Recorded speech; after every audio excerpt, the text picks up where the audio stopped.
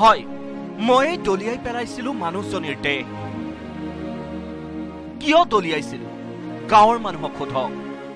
ৰাইজে এতিয়া আপোনালোকে ৰাইজক মাতিম সঁচানে মিছাটো তেতিয়া প্ৰমাণ পাব গণেশ লোহাৰ পেছাত বনোৱা এই মানুহজনৰ ঘৰলৈ আৰক্ষী আহিছে দুখ তেওঁ নিজেই পত্নীৰ মৃতদেহ এটা পানী নোহোৱা কুৱাত দলিয়াই পেলাইছিল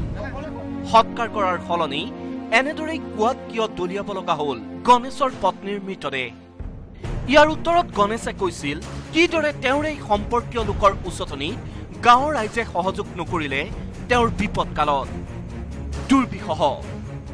কেনে এক যন্ত্ৰণাকাতৰ ক্ষণ আছিল বাৰু সেই সময়খিনি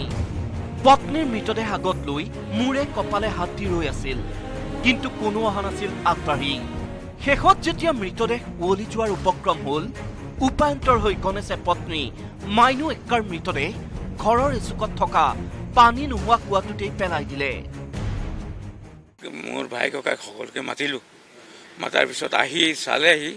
চোৱাৰ পিছত কিয় হ'ল কিয় নাহিল যে তাহাঁতৰ খেলৰ মানুহবিলাক আহিলে তাহাঁতক 20,000 টকা ভৰাব বোলে সেই দেখি নাহিল মই আস্তেকে নি আৰু কি কৰিম গোন্ধাই কৈছে যেতিয়া মইতো আস্তেকে থৈ দিছোঁ আৰু অকণ মাটি দি দিলোঁ সিমানে কথা এইটো নাদত ৰাইজৰ মাজত থকা অৰিয়াউৰি এঘৰীয়া কৰি থোৱা প্ৰথাকে ধৰি অন্ধবিশ্বাস বা তেনেধৰণৰ কুপ্ৰথাৰ বাবেই বিপদ কালতো অকলশৰীয়া হৈ থাকিল গণেশ লোহাৰ কিন্তু যিমানেই বদমেজাজি বদ স্বভাৱৰ নহওক কিয় অন্তত গণেশৰ ঘৰৰ এইহেন বিপদ কালতো এজন লোক সহায়ৰ বাবে আগবাঢ়ি নহাটোৱে বাৰু আমাৰ ঘূনে ধৰা সমাজ ব্যৱস্থাটোকে উদঙাই দিয়া নাইনে সামগুৰিৰ পৰা Krishna Saikia news 18 Assam north east